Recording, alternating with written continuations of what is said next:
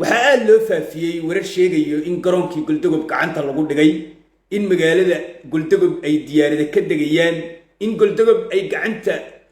Puntland ka baxday ayaa la soo wariyay oo warbaahintu aad u qaadaa dhigta haddaba xogta Galdogob caawa ilaa 8 qof ayaan ka wacay oo aan kala xiriira xaalka dhabta ee Galdogob ayaan kaaga waramay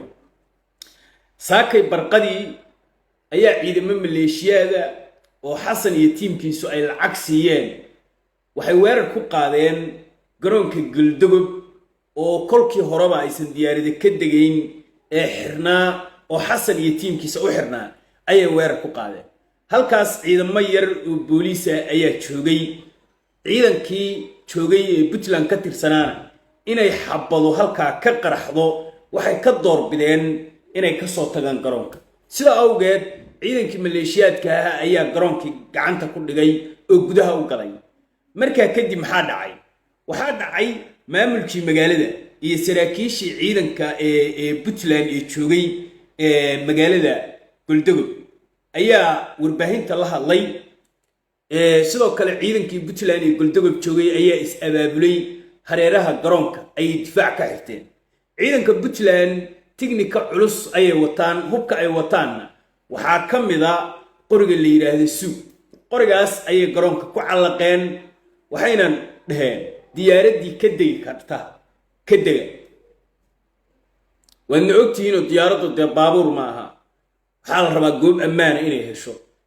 garoonkii banaankiisa iridkiisa haddii suug uu taagan yahay iyo ciidan hubaysan ay joogaan dee diyaarad la nacay oo shul iyo shal galayso ma jirto marka sidaa awgeed garoonkii waa ay la wareegeen laakiin waa lagu xira garoonka iyagu waa qabsadeen oo gudaha ay u galeen marka waxaa la yiri garoonka diyaaraddu hawada soo kama imaanayso nimankan waxba yeel la dagaalin waa niman dhalinyaro oo lacag la soo siiyay lacagtooda ha xalaalsadaan garoonka ooga soo baxada ciidankii Puntland lagu yiri agtiisana difaac ka xirta suugiina iyo tiknikadiina ku calaqa horta garoonkii dhalinyaradii gudaha ay u galeen albaabka quful baa lagu saaro waxaa la yiri meeshii ayuutadiinu haydiin soo go'do annagu garoonka gudihiisa waanu haynaa dhah haddaad imaanaysaan imaada lacagtiinuna waa inay xalaaloobaysaa horta Galdogob arrintaas ka dhacday taliyaha daraawiishta ama booliiska Puntland oo ka hadlay asagu magaaladaas Galdogob hanjabaad aan caadi ahayn ayuu warbaahinta u diray ciidamada magaalada maaragtay qaska ka wada u diray wuxuu yiri 4 saac diinan joojin tilaabo sharciyan qaadaynaa xaaladana waan ayaa xal ku eg yahay reer Galdogob marka reer Galdogob waa is wareysteen oo waxay dhaheen war xabad deegaanka iyaga madan baa ugu jira inay ka dhacdo jimcaale inuu yimaado oo laba nin oo Maxamuud Saleebaan ninna duulaan lagu yahay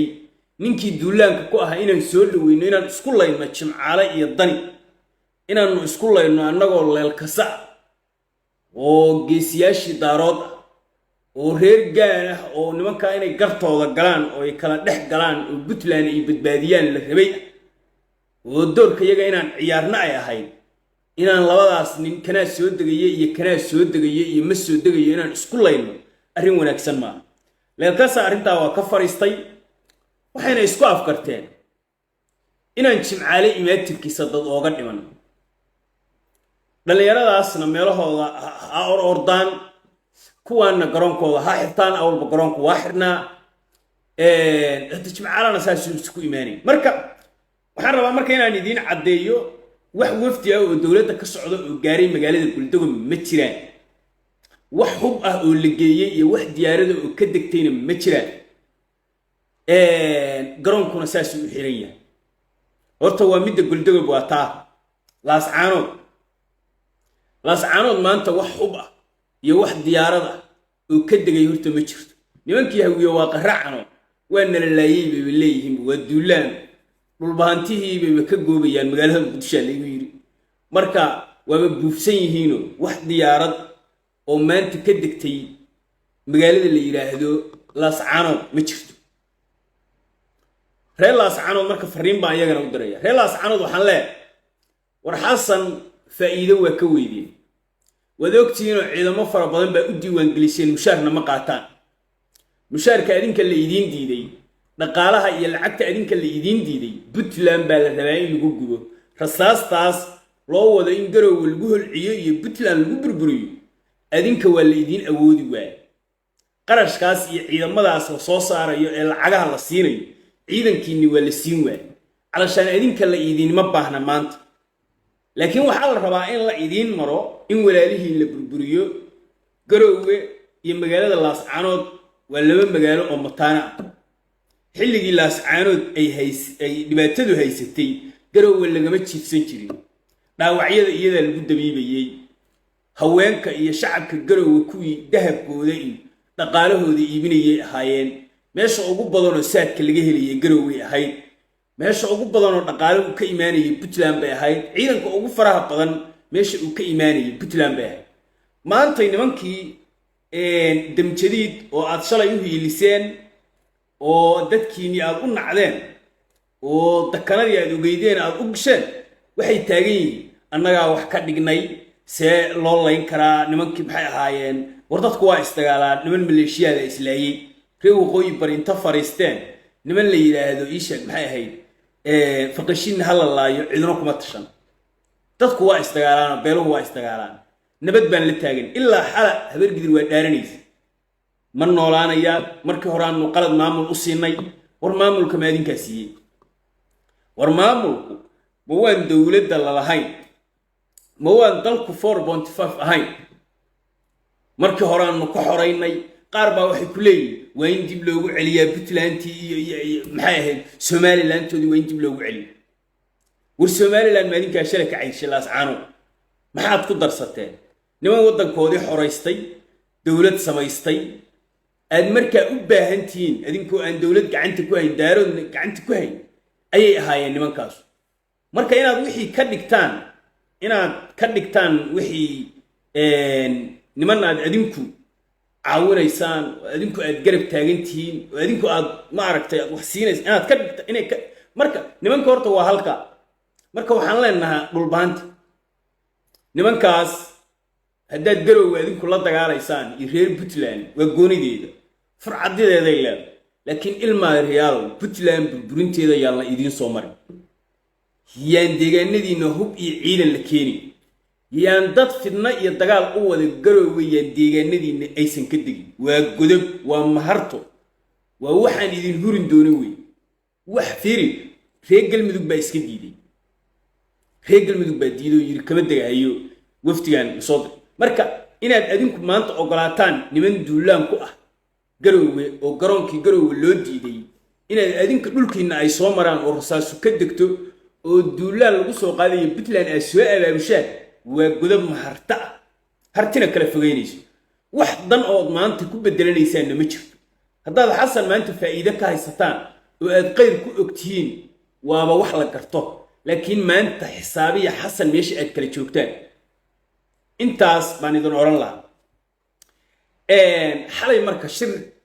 qarsoodi ah ayaa filla Soomaaliya ka dhacay shirkaas xasan wuxuu ku xila furay inuu Puntland burburiyo in duulaan cir iyo dhul ah oo qarashkiisa wata oo risaastiisa wata oo qaawan inuu Puntland ku qaado wuxuu yiri Puntland waxaa yaala remote-kii aan dalka ka hagi lahaa dhalinyaradii hawiye iyo dadkii hawiye oo meesha joogeen wuxuu ku yiri war Puntland baan burburinay war waxaan rabaa dagaalka la rabo inuu Muqdisho ka dhaco mucaaradku ay wadaan shacabka Muqdisho inaysan qaxin baa rabaayo shacabka Garowe ay qaxaan in Puntland laga qaxaan rabaa soo 15 May kadib dagaalada dhacayo oo badbaado qaran baa Muqdisho laga abaabulayaa Soomaaliland lahayn badbaado qaran Puntland baa rabaa inaan ka sameeyo ninka filla Soomaaliya ninka kursiga laga ridayo oo madaxtooyada laga soo jiiday tan Garowe inay noqoto ayaa rabaa shacabku meesha ay ka qaxayaan inay Garowe noqotaan rabaa meeshaas wad ogtiin wuxuu yiri waa meesha la rabo in dawlad hadaanu annaga maanta caasimadii baan haysana magaaladan gacantaan ku dhigay amnigeedii gacantaan ku dhigay nimankan mucaaradkaana naf badan ma leh adinku hawiyaan inay iga qabataan maraba meesha keli ah oo dowlad lagu dhisi karo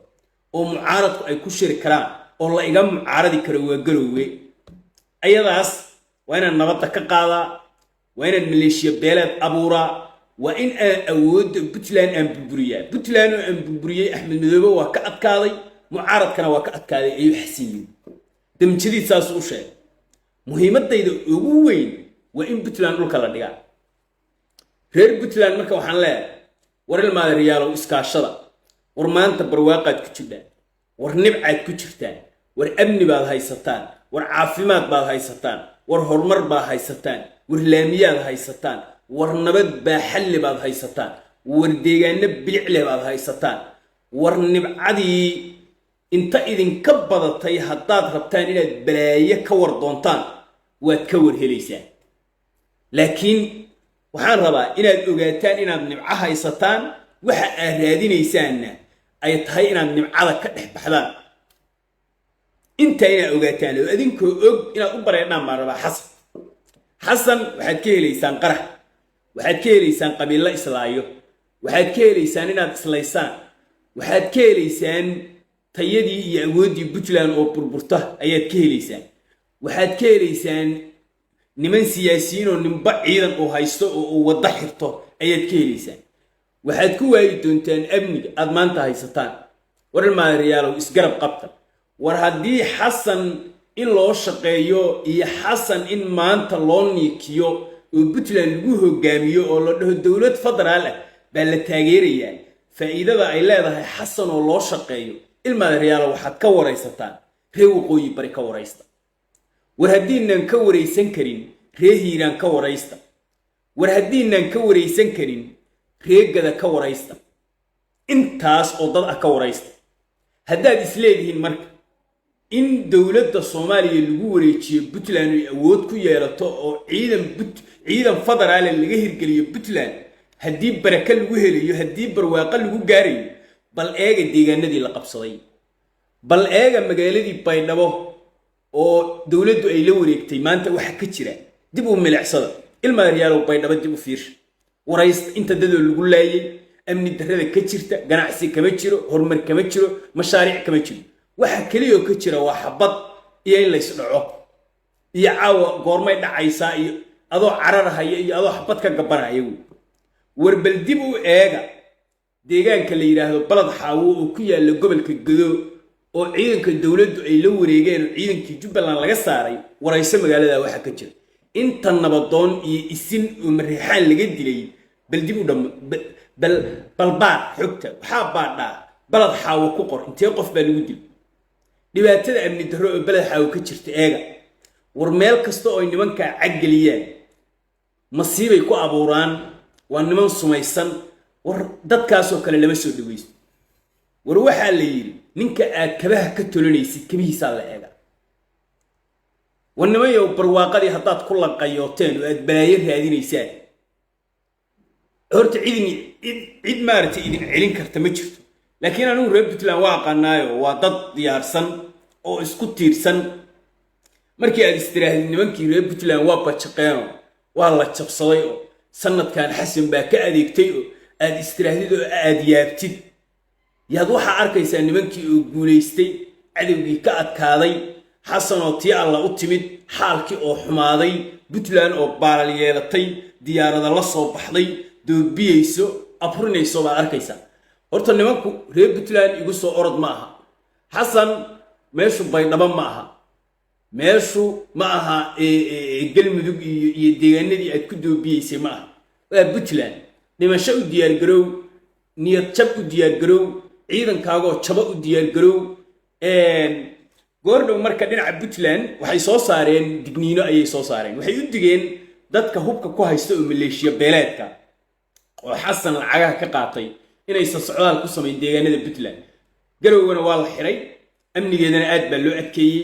dhinaca Boosaaso sidoo kale Qardho sidoo kale Galdogob sidoo kale Gaalkacyo sidoo kale taas waa taas midda kale oo aan rabo inaan ka hadlo waxa weeye nimanka la shaqeynayo xasan la shaqeynayo